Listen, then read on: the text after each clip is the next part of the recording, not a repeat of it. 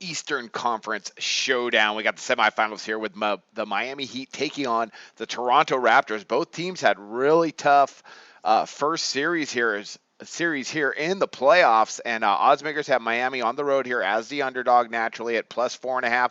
I'm going to go ahead and I'm going to take Miami. When we start breaking these teams down, they match up really well. Toronto was better during the regular season against Miami, but now it's the playoffs, a little different scenario.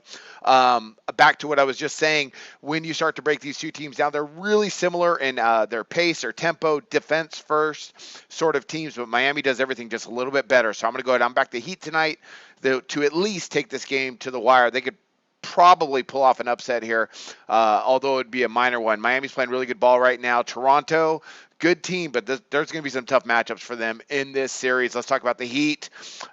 They rank fourth in the league, shooting 47% from the field.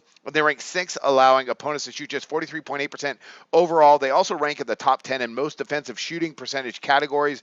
Very well coached team. They rank as one of the better teams in assists allowed per game, just across the board defensively. They're also really efficient. They're a much better team. Sorry, I shouldn't say that. They're a step up in class as compared to the Pacers. So if they can get a little bit of tempo going, because when they won against Charlotte, they were able to get up a lot of attempts. If they could do that against Toronto, they'll be in really good shape. Toronto, though, they'll have something other in mind because they can really control the tempo. The Raptors, they rank second to last in the league in opponent three-point shooting percentage and offensively shoot just 44.6% from the field. That's about middle of the NBA average. But some things I don't like about Toronto, well, their slow pace can help them and it can hurt them. A couple issues though: DeRozan and Lowry aren't shooting the ball particularly well right now, even though DeRozan had a pretty big game 7. On top of that, Toronto, they don't move the ball at all. They average just 18.5 assists per game. That ranks as one of the lowest